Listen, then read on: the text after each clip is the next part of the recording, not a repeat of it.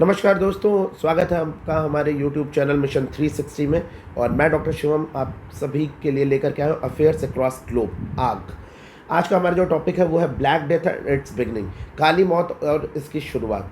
तो मैं आपको इसके बारे में बताऊँ, कुछ हाईलाइट्स पॉइंट्स आपको इसके बारे में मैं बता दूँ।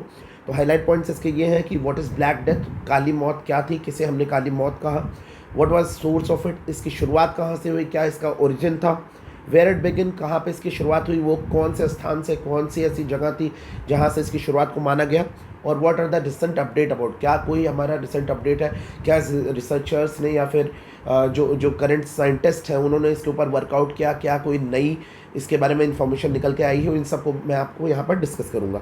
तो स्टार्ट करता हूँ मैं यहाँ पर कि what is basically a black death. एक ब्लैक डेथ क्या है? It is basically your bubonic plague.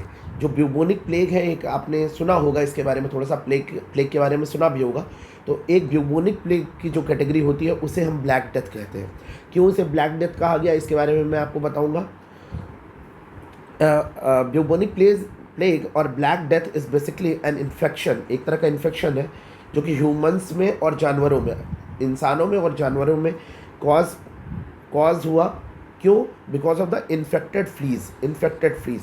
Fleas क्या है? एक तरह का एक पैरासाइट है या एक तरह का पिस्सू जिसे हम बोलते हैं। हिंदी में अगर मैं बात करूं तो इसे पिस्सू बोलते हैं। और ये चूहों या फिर चूहे की कैटेगरी के जितने भी जानवर हैं उनके ऊपर ये पैरासाइट के रूप में मौजूद होते हैं। ये बेसिकली आपके ब्राउनिश रेड कलर में होते हैं और ये एक तरह से इस बीमारी के कैरियर बने।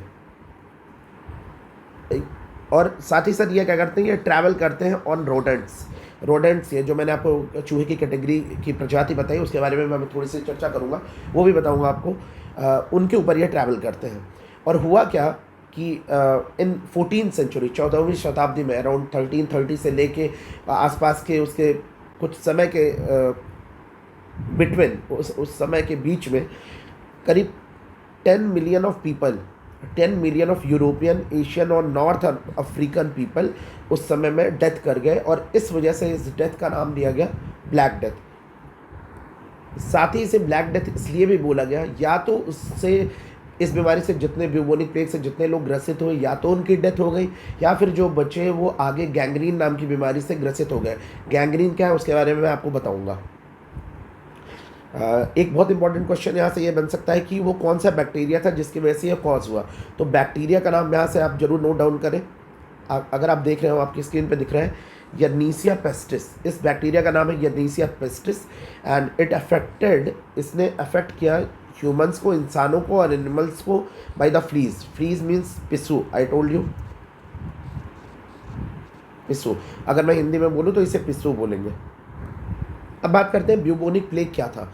ब्यूबोनिक प्लेग का नाम जहाँ से आया है, अगर आप उसके नाम की बात करें तो it got it name from swollen lymph nodes. जो हमारे शरीर में लिम्फ नोड्स होते हैं, मैं आपको बता दूं कुछ पॉइंट्स होते हैं। जैसे आपको गर्दन के पास आपको यहाँ पे एक पॉइंट दिखेगा, देन आपके इस पोर्शन शोल्डर के पास के एक पॉइंट, देन आपके इस एल्बो के पास का पॉइंट, देन आपके अंडर आर्म में आर्मपेट के पास का एक point, and your lower abdomen के पास में, ये एरियाज के पास में कुछ पॉइंट्स होते हैं जहाँ पर स्वेलिंग आ जाती है। जब भी आप बीमार फील करते हैं या किसी थोड़ा सा आप ठीक नहीं फील कर रहे होते हो, उस समय में आपके इन एरियाज़ में थोड़ी सी स्वेलिंग आ जाती है। टच करने पर वो थोड़ा सा सॉफ्ट स्ट्रक्चर लगता है, but you can feel it.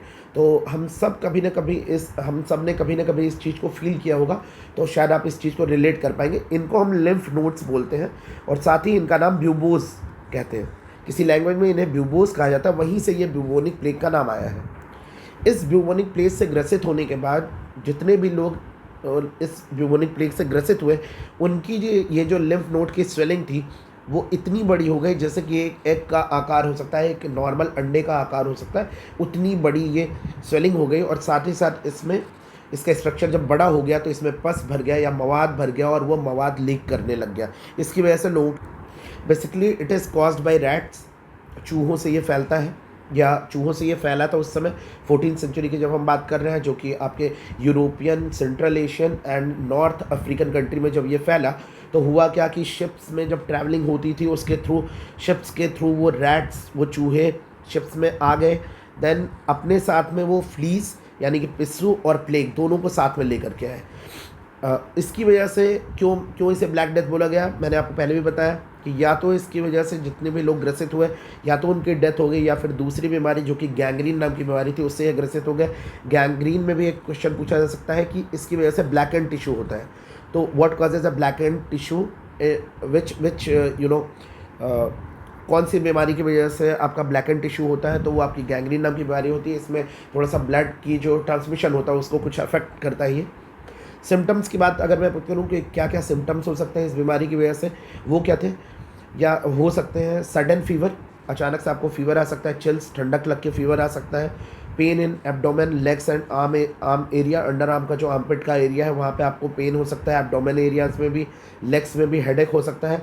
Swollen lumps जो मैंने आपको एरियाज़ बताए, और लीक पस या फिर मवाद वहाँ से लीक कर सकता है। अब बात करते हैं रोडेंट्स क्या थे या रोडेंट्स क्या होते हैं।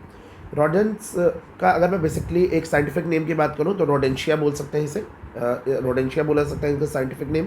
ये एक तरह के मैमल्स होते हैं, मेनली कैटेगराइज होते हैं। किस तरह से इनको कैटेगराइज करते हैं, वो इनके upper and lower pair of rootless incisor, जो इंसिजर वाले टीथ होते हैं, इनके इंसिजर टीथ होते हैं, उनके बारे में अगर मैं चर्चा करूँ, उनकी वजह से इनको कैटेगराइज किया जा सकता है। जैसे कुछ वैराइटीज़ या कैटेगरी मैं आपको बताऊँ, जैसे beaver, rat, porcupine, groundhog, ये कुछ कैटेगरीज हैं जो इस रोडेंट्स की हो सकती है, और इनके दांतों के बिहाफ पे ही इनको कैटेगराइज किया जाता है।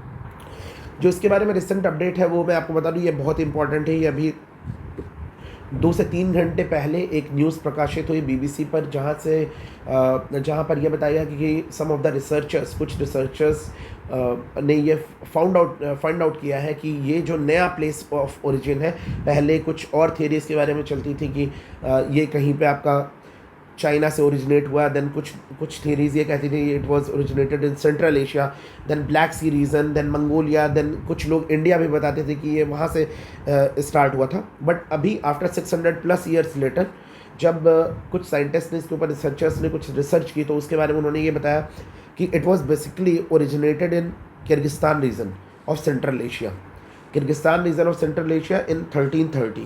ये 1330 में किर्गिस्तान रीजन में ओरिजिनेट हुआ था इनिशियली। यानी कि आपको अब China, Central Asia, Black Sea and Mongolia regions and India, इसको आपको ऑप्शन में नहीं लगाना अगर आपको कोई क्वेश्चन मिलता है। देन ये कैसे डिसाइड हुआ, it has been decided on the base of carbon dating. Carbon dating पद्धति जो होती है, कार्बन डेटिंग पद्धति के बिहाफ पे इसका पता लगाया गया। जो आपकी वहाँ पे डेड बॉडीज़ मिली थी, जो स्केलेटन्स मिले थे, उनकी कार्बन डेटिंग की गई, और उसके बिहाफ पे जो रिसर्चर्स ने या साइंटिस्ट ने जो इसके यहाँ पे कंक्लूजन निकाला, उससे ये लीड आउट हुआ कि आपके किर्गिस्तान रीजन में यह पाया गया। एक क्वेश्चन आपके ऊपर ये भी बन सकता, थोड़ा सा किर्गिस्तान के बारे में भी क्वेश्चन बन सकता है, that what is the capital, तो Bishkek is the capital. Language जो यहाँ पे बेसिकली फॉलो अप की जाती है, that is Kyrgyz language and Russian, and the religion which is followed over here is Islam. तो आपका यहाँ पर थोड़ी सी जानकारी मैंने आपको किर्गिस्तान के रीजन के बारे में भी बता दी, कुछ जानकारी मैंने आपको सारी रेटोजेंस के बारे में बता दी, और बाकी मैंने आपको ये बता दिया कि व्हाट कॉजेज द ब्लैक सी, उसके बैक्टीरियाज, इन सब की इन्फॉर्मेशन मैंने आपको दे दी। सो आई होप कि आपको मेरा ये वीडियो पसंद आया होगा। सो फ्रेंड्स, अगर आपको ये वीडियो मेरा पसंद आया तो please like, subscribe and comment करके ज़रूर बताएं कि आपको ये वीडियो कैसा लगा, या आपको किसी फ्यूचर में किसी और टॉपिक के ऊपर अगर वीडियो कंटेंट चाहिए, तो हम मिशन 360 के थ्रू आप तक सबसे ऑथेंटिक इन्फॉर्मेशन पहुंचाने का प्रयास करेंगे। अगर आप किसी कॉम्पिटिटिव एग्ज़ाम की प्रिपरेशन कर रहे हैं या फिर आप करंट अफेयर्स को फॉलो अप करते हैं, तो हमारे चैनल को जरूर फॉलो अप कर सकते हैं friends. So kindly do subscribe, share and comment. Thank you so much.